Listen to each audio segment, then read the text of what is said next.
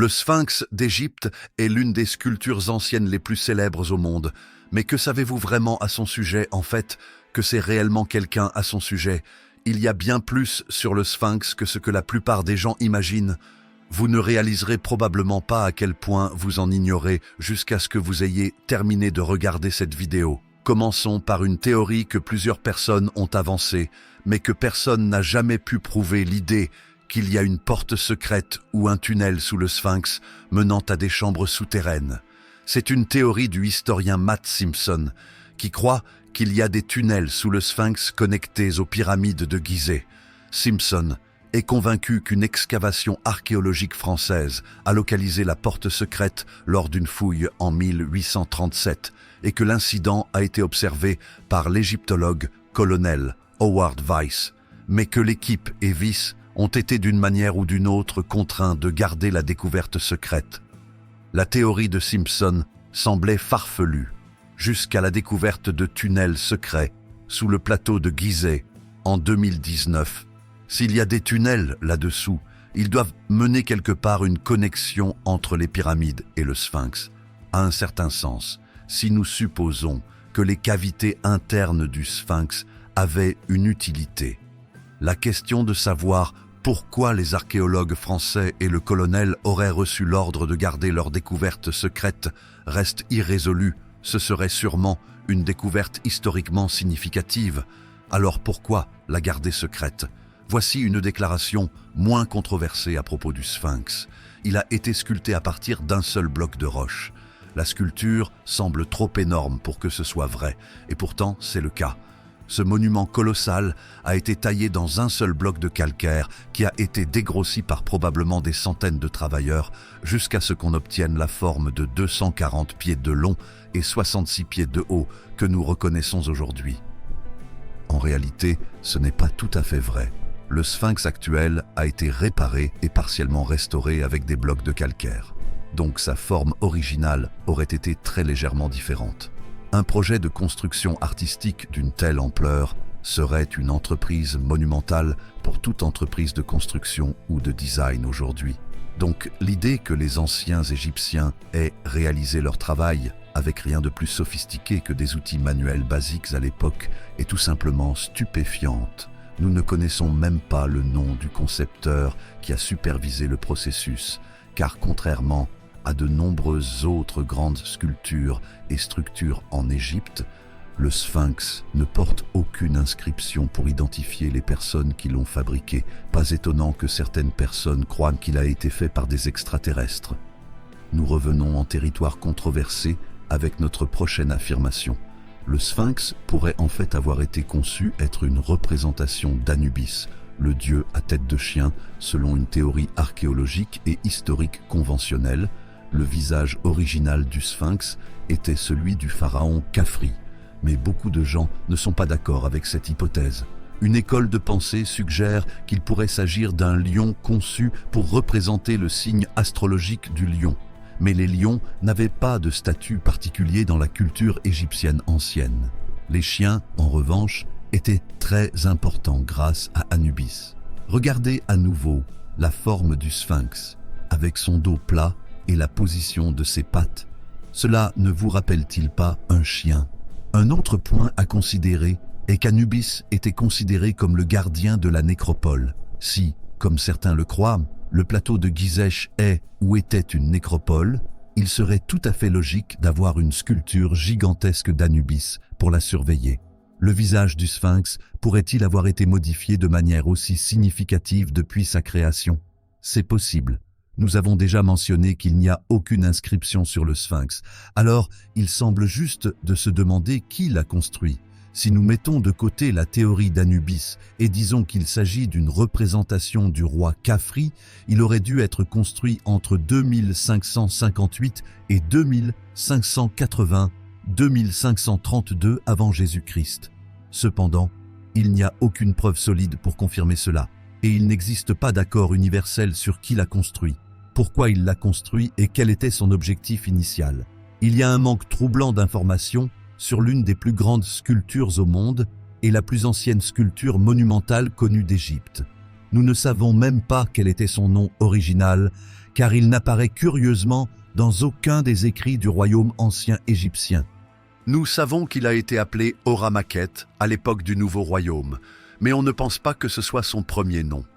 Il n'a été nommé le Sphinx qu'il y a environ 2000 ans. Le fait qu'il n'y ait aucun enregistrement de la construction du Sphinx, ni de la nomination de l'objet venant d'une civilisation qui tenait des archives méticuleuses, surtout, est suspect, et nous pousse à nous demander si des archives ont été détruites. Si c'est le cas, pourquoi? Voici une question qui se cache à la vue de tous. Qu'est-il arrivé au nez du Sphinx?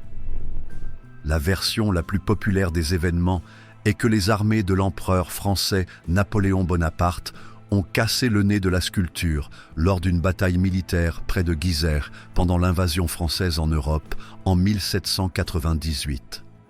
En fait, cette version des événements apparaît dans certains livres d'histoire. Le problème, c'est qu'il n'y a aucune preuve directe à ce sujet, aucun témoignage et très peu de chances que cela se soit réellement passé comme le décrivent les livres d'histoire. En réalité, toutes les preuves pointent dans une autre direction. Selon l'historien arabe Al-Makrizi, le nez du Sphinx manque depuis au moins le XVe siècle, et peut-être bien avant cela. Al-Makrizi affirme qu'un cheikh fatimide appelé Mohamed Siam el-Dar était responsable de la destruction du nez, mais il n'y a pas de preuve définitive de cela non plus.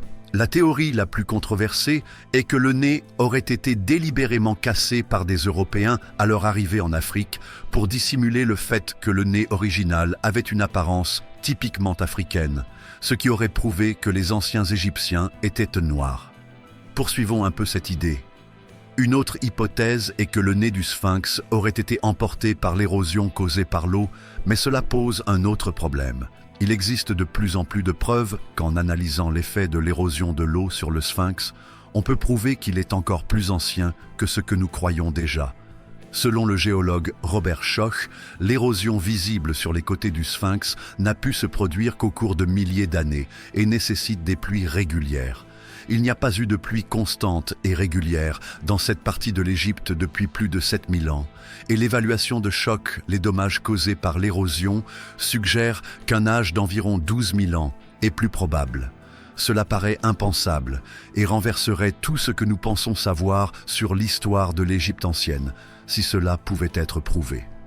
Dans un souci d'équilibre, il faut souligner que de nombreux pairs de Schoch ne sont pas d'accord avec lui et le rejettent comme un théoricien marginal. Cependant, le simple fait qu'il y ait des traces d'érosion causées par l'eau visibles sur le Sphinx soulève des questions gênantes auxquelles les théories dominantes ne peuvent pas encore répondre. L'une des choses les plus étranges à propos du Sphinx est qu'il n'était pas visible à l'œil nu au XVIIIe siècle, ce qui est encore une autre raison pour laquelle la théorie selon laquelle Napoléon aurait cassé son nez ne peut pas être vraie. Il n'aurait même pas pu le voir avant 1798. Le Sphinx était complètement enterré sous le sable égyptien. Ce n'est que lorsque le sommet de sa tête est devenu visible après un déplacement du sable que quelqu'un a réalisé qu'il était là. Et ce n'est qu'à partir des années 1920 que l'ingénieur français Émile Barre a commencé à l'excaver. Le projet lui a pris 10 ans, donc ce n'est qu'en 1936 que les habitants du monde moderne ont pu poser leurs yeux sur le Sphinx pour la première fois. Pendant les 150 années précédentes, plusieurs tentatives ont été faites par des personnalités notables, comme l'explorateur italien Giovanni Caviglia et l'archéologue français Auguste Mariette, mais tous deux ont dû abandonner lorsqu'ils ont été submergés par l'ampleur de la tâche. Il est impossible que le Sphinx ait été enterré si profondément par accident. Ce serait comme suggérer que le sable pourrait un jour s'élever et engloutir les pyramides. Le Sphinx a été enterré délibérément. Nous ne savons pas qui l'a fait, ni pourquoi. Nous avons abordé notre prochaine question plus tôt dans cette vidéo, mais prenons un moment pour lui accorder l'attention qu'elle mérite. Le Sphinx lui manque-t-il une partie de sa tête? Par cela, entendons-nous qu'il aurait un jour eu un profil complet de front et de crâne supérieur, ou alternativement, comme certains le croient, qu'il aurait eu une barbe de menton?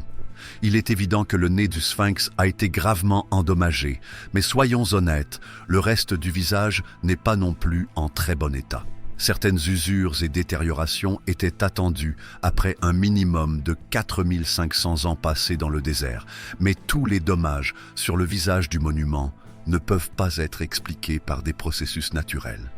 Nous soulignons l'évidence ici, mais la tête est beaucoup trop petite pour le corps. Les Égyptiens n'ont jamais été aussi négligents sur les proportions de leur statue. C'était quelque chose dont ils étaient méticuleux. Soit la tête n'est pas l'original, ce qui nous ramène à la théorie d'Anubis, soit elle a été tellement sculptée et ébréchée qu'il ne reste presque plus rien de l'original. Une photo bien plus récente, publiée en 2022, montre apparemment le monument avec les yeux fermés, ce qui devrait clairement être impossible, car le sphinx a toujours eu les yeux ouverts depuis son excavation dans les années 1930. Pourtant, plusieurs images ont circulé sur les réseaux sociaux montrant clairement la sculpture avec les deux yeux fermés, comme si elle dormait. Certains théoriciens marginaux ont même déclaré que c'était un signe de l'apocalypse imminente. Cependant, il y a probablement une explication très simple à ce miracle apparent. Il n'y a que deux possibilités ici. La première est que les photographies apparentes du sphinx avec les yeux fermés ont été prises sous un angle très spécifique et sont une illusion d'optique. La deuxième est que quelqu'un a utilisé Photoshop pour manipuler les images originales. Étant donné qu'il y a plusieurs photos prises sous différents angles, l'explication Photoshop semble plus probable. Nous pouvons vous assurer que des milliers de personnes ont vu et pris des photos du sphinx une fois que ces fausses photos ont commencé à circuler. Et ses yeux sont définitivement toujours ouverts. Plus tôt, nous avons évoqué la possibilité que le sphinx ait eu une barbe. Soyons honnêtes, ce n'est pas une possibilité mais un fait solide. Nous savons que c'est un fait car une bonne partie de la barbe du sphinx fait partie de la collection du musée britannique.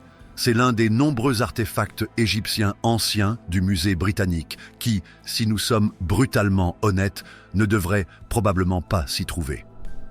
La version officielle de l'histoire dit que la barbe cassée a été retrouvée en morceaux entre les pattes avant du sphinx au XIXe siècle.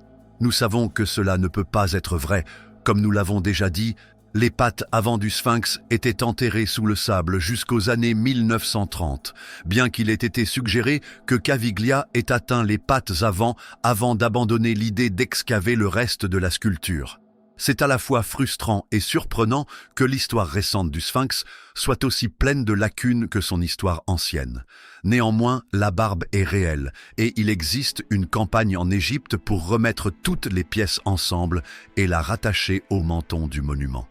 Alors, quelle est la grande leçon ici? Quelle est la chose la plus importante que nous ne savions pas sur le sphinx avant et que nous savons maintenant?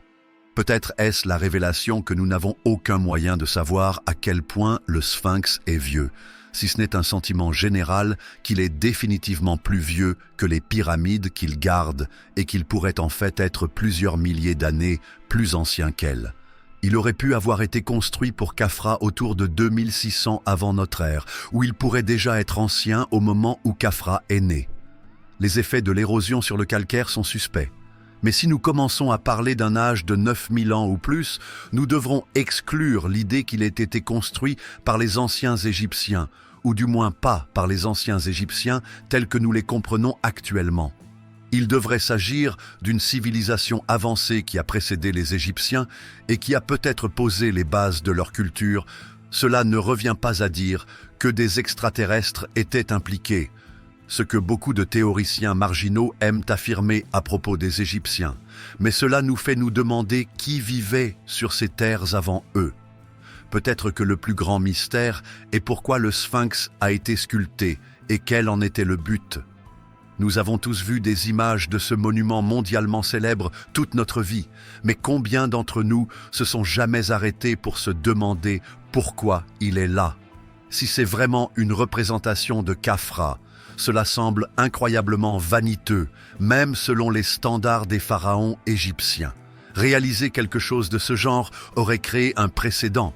Alors pourquoi aucun des successeurs de Khafra n'a construit un sphinx à leur tour? Si, en revanche, Il a été conçu pour la première fois comme une sculpture gigantesque d'Anubis. Pourquoi a-t-il été modifié? Pourquoi la tête est-elle tellement plus petite que le reste du corps? Et que s'est-il passé avec la tête originale? Pourquoi n'y a-t-il aucun document écrit sur sa création? Quel était son nom lorsqu'il était tout neuf? Avait-il un but supérieur? Ou était-ce juste une sculpture impressionnante et gigantesque qui servait de monument au pouvoir et à l'influence d'un pharaon particulier à un moment donné de l'histoire? Ce sont des questions auxquelles nous n'avons pas de réponse. Nous espérons qu'à présent vous vous posez les mêmes questions vous-même et que vous avez apprécié ce regard sur le monument le plus mystérieux d'Égypte. Abonnez-vous à la chaîne et activez les notifications pour être le premier à savoir quand une nouvelle vidéo sera publiée. Merci d'avoir regardé et à bientôt dans la prochaine vidéo.